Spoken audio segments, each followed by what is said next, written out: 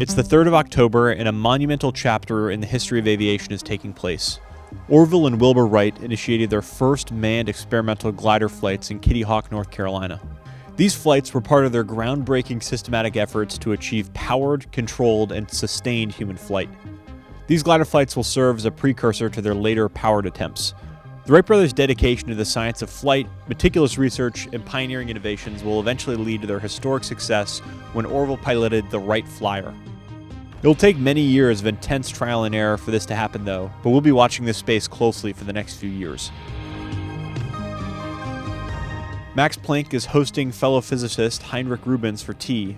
During this gathering, Planck is learning that Rubens' experiments seem to contradict some of Planck's theories, specifically those relating to the distribution of radiation. This encounter sparks Planck's curiosity and prompts him to review his calculations that evening. As he carefully re-examined his work, he made refinements to the theories and calculations. The extra work culminated in what is now known as Planck's law, or the radiation distribution function. Li Hongsang, the viceroy of Zili, is being escorted by Russian troops to Peking to engage in negotiations on behalf of China's imperial government. His mission is to negotiate terms of peace with the Eight-Nation Alliance. The Eight-Nation Alliance consists of military forces from 8 countries, including Japan, Russia, the United Kingdom, the United States, France, Germany, Italy, and Austria-Hungary. The alliance had intervened in China during the Boxer Rebellion, a violent anti-foreign, anti-Christian uprising, to protect the interests and safety of their nationals and diplomats. Li Hongsang's arrival in Peking is a crucial step toward securing a peace settlement. The negotiations that followed will ultimately lead to the signing of the Boxer Protocol in 1901, which imposed significant penalties on the Qin dynasty for its support of the Boxers. Symphony Hall, the first building designed by an acoustical engineer, is opened in Boston. Symphony Hall was specifically constructed to serve as a world-class concert venue. Wallace Clement Sabine is an early pioneer in the field of architectural acoustics. His work on Symphony Hall will become a model for future concert hall designs and contribute to the development of acoustical engineering as a field of study. Even today, the hall remains as a prestigious venue for classical music and performances. Today, Max Planck will present his scientific discovery to the Physical Society of Berlin. This discovery is now famously known as Planck's law of black-body radiation. This presentation is a foundational step in the development of quantum theory. The work shows how black bodies, which are objects that absorb all incident radiation, emit radiation. Planck's work involved quantizing the energy levels of electromagnetic radiation, a departure from classical physics. He introduced the concept of quantization, suggesting that electromagnetic radiation can only exist in discrete packets of energy known as quanta. This quantum theory is the catalyst for modern quantum mechanics. Planck's work will fundamentally alter the way scientists understand the behavior of subatomic particles and electromagnetic radiation. This will set the stage for later research of people like Albert Einstein, Niels Bohr, and Werner Heisenberg. 2 months after her flight from Peking to Tianjin, Empress Dowager Cixi reestablishes the imperial court. This marks her return to political power in China. Cixi's escape from Peking had occurred in the context of the Boxer Rebellion and the military intervention by the Eight-Nation Alliance. Fleeing to Tianjin was a strategic decision to distance herself from the foreign forces and preserve her political authority. By re-establishing the imperial court, Cixi aimed to strengthen her authority and continue as the de facto ruler of China. The manhunt for Jimmy Governor and his brother has lasted 3 months, involving extensive efforts by law enforcement and the public to track down the fugitives. The Governor brothers' crimes had shocked the nation and led to a sense of urgency to bring them to justice. Jimmy Governor was an Australian mass murderer who, along with his brother Joe Governor, committed a series of brutal crimes, including the murder of 9 people, 4 of whom were children. Joe Governor's attempt to evade capture on October 31st ultimately led to his death. Meanwhile, Jimmy Governor was apprehended and subsequently brought to trial. He was found guilty and sentenced to hang. This will remain a dark chapter in the country's history, highlighting the challenges faced by law enforcement and the legal system in pursuing and apprehending dangerous criminals. Jimmy Governor's execution in 1901 will mark an end to this episode in Australia. On the 30th of the month, William Rush Merriam, who serves as the superintendent of the 1900 United States Census, releases the results of this national survey. According to the U.S. Census, the total population of the United States is 76,295,220 people. Of the total population, 74.6 million people reside in the 45 states that make up the continental U.S. The data distinguishes between the population of the United States and that of the U.S. territories, the District of Columbia, and Americans stationed overseas. The census reports that there are an additional 1.6 million people living in those areas. It's important to note that an additional 134,000 Native American Indians were not included in the total population count. This is due to several factors, including how certain populations are categorized as it relates to U.S. citizens. The 1900 United States Census is a critical tool for understanding the nation's demographics and serves as a valuable resource for government planning, policy making, and the allocation of resources.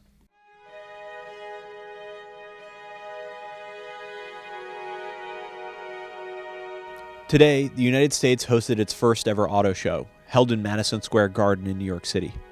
Sponsored by the Automobile Club of America, more than 70 automobile manufacturers participated in the show, seizing the opportunity to showcase their vehicles and innovations to the public. The event generated remarkable public interest, with over 7,000 spectators attending on the first day, a testament to the growing fascination with motorized vehicles, which were seen as a novel alternative to the traditional horse-drawn transportation. Detractors referred to the event as a horseless horse show, but this pioneering auto show paved the way for a tradition that persists even today, serving as a platform for automakers to present their latest advancements and designs and offering the public an exciting glimpse into the ever-evolving world of automobiles.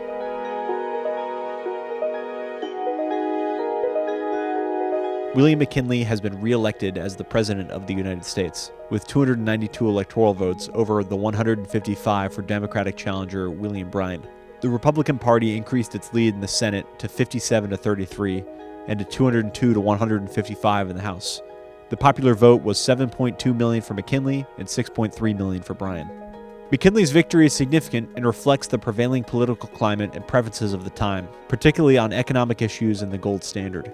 His re-election marks a continuation of his presidency and policies, which focus on protective tariffs and a strong economy, aligning with the interests of the Republican Party and the business community as a whole. Benjamin Holt has applied for a patent to the track-type tractor, the continuous track or the Caterpillar track, used for heavy machinery including tanks and bulldozers. The key advantage of the Caterpillar track design is to distribute the vehicle's weight over a larger surface area than compared to traditional wheels. This makes tracked vehicles less prone to sinking or getting stuck, particularly in mud, snow, and uneven surfaces. The ability to track vehicles to navigate difficult conditions made them highly valuable tasks for construction, transportation, and military applications. Tracked vehicles will become essential in construction, agriculture, and military operations, especially during the next two world wars. There has been a gruesome lynching of 15-year-old Preston Porter in Lehman, Colorado.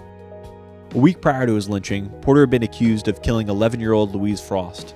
The lynching, a horrifying act of vigilante justice, was a brutal reminder of the deep racial hostility and systematic racism that pervaded American society during this era. After Porter was accused of killing Louise Frost, he was arrested and being transported to the county jail on a train when a mob of around 300 citizens intercepted it. The mob's intent was to hang Porter. The victim's father, Richard Frost, was given the choice of execution method, and he set fire to a kerosene-soaked pile of woods.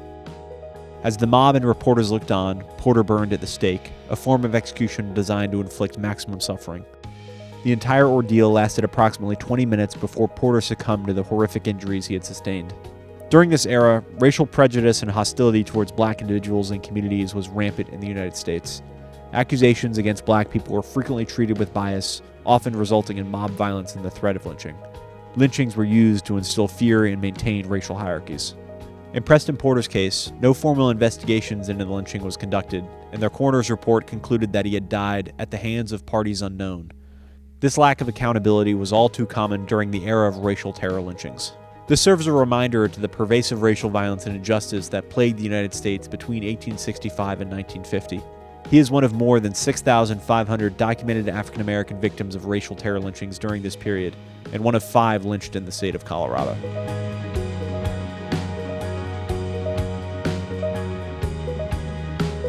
Today, we've made a significant leap in military technology with the successful completion and tests at the Indian Head Proving Ground in Maryland. The subject of these tests was a 12-inch 40 caliber naval gun, a cutting-edge weapon that is considered to be the most advanced military innovation of the time. This naval gun was specifically engineered to fire shells with the capacity to pierce through any armor ever manufactured. The United States had strategic plans for the development of this weapon. A total of 40 of these 12-inch guns were slated for installation on new battleships and armored cruisers. As the geopolitical landscape of the early 20th century evolves, it'll be important to maintain a powerful, technologically advanced naval force. On the 18th of the month, an American mining engineer who'd been present at the siege of Tientsin in China provides a stark assessment of the situation in China during an interview with the New York Times. His words carry significant weight, and his predictions prove to be remarkably accurate, foreshadowing the challenging events that are to unfold in China. He issued a warning stating, "Unless our government adapts a more forceful policy, we will have a calamity in China that has not been equaled in the history of the world." This prediction emphasizes the severity of the situation and the potential for catastrophic consequences if a more assertive approach is not taken. Our whole policy has been to pat a rattlesnake on the head.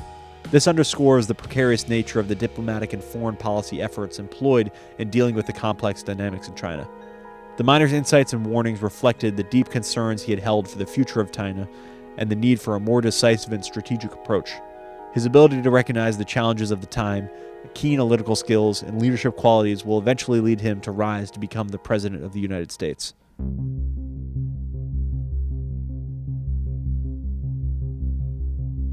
Today, we have a highly anticipated college football showdown in New Haven, Connecticut. This event pitted the two remaining undefeated teams for the 1900 season against each other, Yale with a perfect 11-0 record, and Harvard with an equally impressive 10-0 record. The stakes were high, and it was the match that would determine not only the victor of the game, but also the unofficial national champion of the year. In a contest that drew nationwide attention, Yale emerged victorious with a commanding 28-0 win over Harvard. The outcome secured Yale as the unofficial national champions for the 1900 college football season. This victory represented the culmination of an exceptional season for Yale.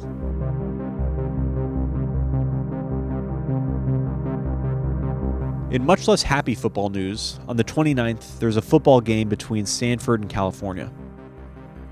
This event is taking place in Palo Alto and will result in the loss of 13 lives and serious injuries to more than 80 people. Over 100 people had gathered on the roof of Pacific Glassworks to get a free vantage point to watch the annual big game. The roof collapsed under the weight of the spectators, causing them to fall into vats of molten glass below. This obviously resulted in severe injuries and fatalities.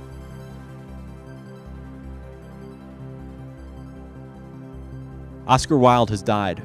One of the most celebrated literacy figures of the 19th century, his death marked an end of a life that had been marked by wit, brilliance, and suffering. He was best known for works such as The Picture of Dorian Gray and The Importance of Being Earnest. However, his career was marred by scandal and legal troubles. In 1895, he was convicted of gross indecency due to his homosexuality, a crime under British law at the time. Wilde served a prison sentence and was eventually released in 1897. His death in 1900, at the age of 46, marked an end to his complex life. Wilde's legacy endures through his literacy works and his impacts on the world of literature. His ability to skewer social norms and hypocrisy continue to be celebrated, making him an important figure in the realm of English literature and the broader cultural landscape. The German Empire has started conducting a population census. The results of the census will be released in February of 1901, providing insights into the composition and growth of the German population. The census will reveal that the German Empire had a total population of 56.3 million people, with 49.2% male and 50.8% female. One of the most noteworthy findings was the population growth rate. Over the 5-year period leading up to the census, the population had increased by 7.7%. This rate is the highest increase in the last 3 decades.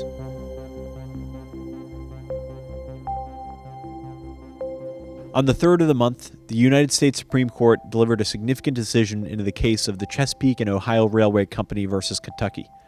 The case regards racial segregation on interstate transportation. The court's decision, rendered by an 8-1 majority, upheld the state's law passed by Kentucky. This law mandated racial segregation even on interstate transportation within Kentucky's jurisdiction. Specifically, the Kentucky law required non-white passengers to move to separate train cars from white passengers after a train had entered the state. The practical effect of the Supreme Court ruling was to require separate cars on all trains that traverse Kentucky. The decision effectively institutionalized racial segregation on interstate transportation. setting a precedent that will extend beyond Kentucky's borders. This ruling will contribute to the infamous separate but equal doctrine, which will be used to justify racial segregation for decades. Today, tragedy strikes the U.S. Military Academy, West Point. 21-year-old Oscar Booz was a first-year cadet at the academy and suffered internal injuries from hazing. Booz's injuries were sustained 4 days prior to his death. Despite the pain and suffering, he chose not to reveal the identities of those responsible. The public reaction to Booz's death was significant, and it sparked a wave of outrage. The incident prompted a U.S. congressional investigation. It aimed to uncover the details of the hazing practices at the academy and address the root causes of the behavior. As a result of the inquiry, cadets at West Point pledged to discontinue the practice of hazing for newly admitted cadets. The death of Oscar Booz sheds light on the harmful and sometimes deadly consequences of hazing and underscores the need for cultural change within institutions like West Point. Germany, Austria-Hungary, and Italy have signed a treaty that their navies would work together in the event of an attack on either nation by France or Russia. This treaty marks a key development in the alliances and military agreements that has implications for the balance of power in Europe. Germany, Austria-Hungary, and Italy are collectively known as the Triple Alliance. The understanding was that in the event of hostilities or aggression from France or Russia, the naval forces of the Triple Alliance would coordinate for a mutual defense. The treaty is indicative of the shifting alliances and rivalries that characterize this pre-war period. The complex web of alliances will play a significant role in the future, ultimately leading to disaster in 1914.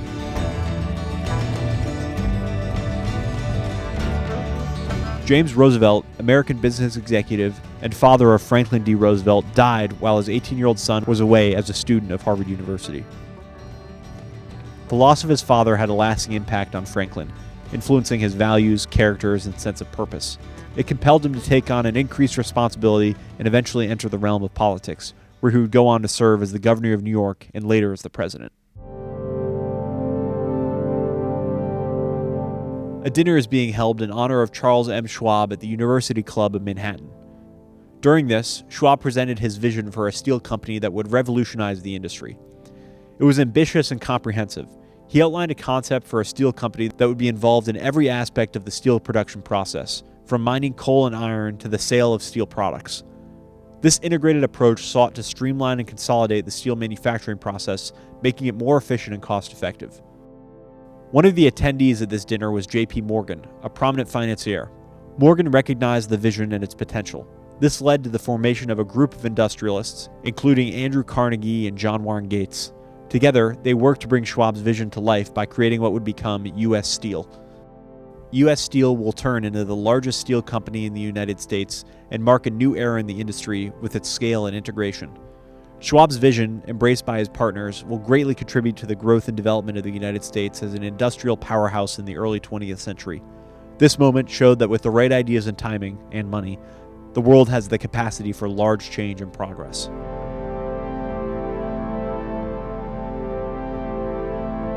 On the 19th, a significant development took place within the Imperial Russian Navy that marked a notable shift in naval strategy and technology. The Imperial Russian Navy established a special committee dedicated to evaluating the construction and development of a submarine fleet. The decision to form this committee shows Russia's recognition of the importance of submarine technology in naval warfare. Submarines had the potential to provide a new dimension to naval operations, offering stealth and surprise capabilities, helping in strategic scenarios. Over the coming decades, submarine development would become a crucial aspect of naval strategy, with submarines playing pivotal roles in both world wars.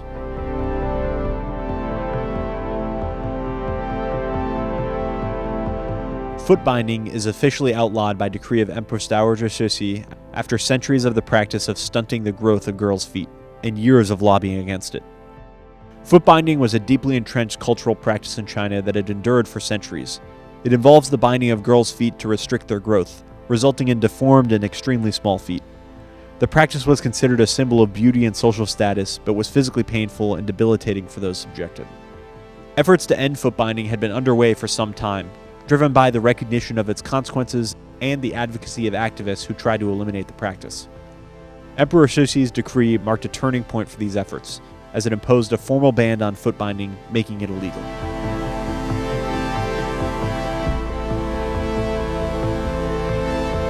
The foreign powers presented their 12 conditions for reform to the Chinese imperial government.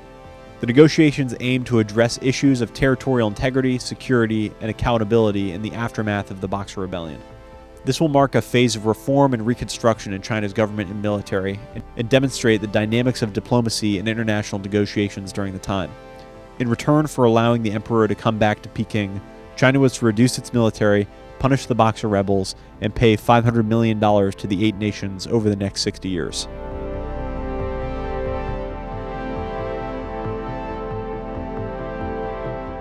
After 45 years of horse-drawn streetcars, urban transportation changed for good in Boston. The city is now officially only using electric trolleys. Horse-drawn streetcars have been a common sight in many cities, providing a means of mass transit for urban residents. However, they were labor-intensive, dependent on horses, and often faced challenges relating to hygiene in urban areas. The transition to electric trolleys shows the technological advancements that are happening in cities. These trolleys are powered by overhead wires or electrified tracks, making them cleaner and more reliable than their horse-drawn predecessors. Today, a mysterious event is taking place on the Flannan Islands of Scotland. The lighthouse supply ship Hesperus arrived at the remote island of Eilean Mor, only to discover that the 3 keepers of the lighthouse had disappeared without a trace. The last entry in the logbook had been made on December 15th, and there were no signs of crime or foul play. Despite a thorough search of the island, the 3 men cannot be found. The official investigation into the disappearance of the keepers later reached a conclusion that they had most likely been washed away by a high wave. While this explanation provides a plausible scenario for the disappearance, it definitely does not fully satisfy the curiosity about the case.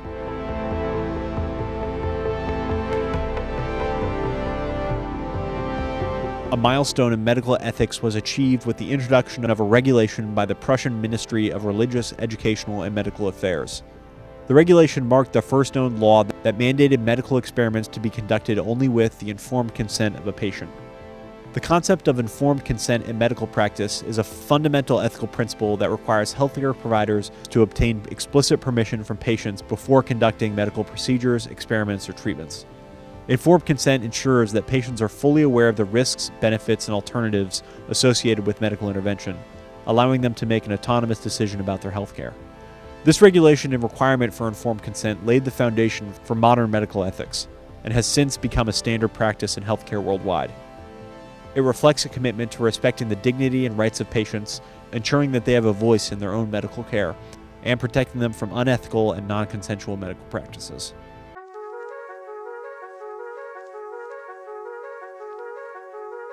As the 19th century transitioned into the 20th century, purists and celibates marked this occasion with festivities and a sense of anticipation for the new era. In New York City, a significant gathering took place at City Hall Park, where a crowd of people came together to share the moment. The city's iconic clock at City Hall served as a focal point for the celebration. John Sousa's band provided the music.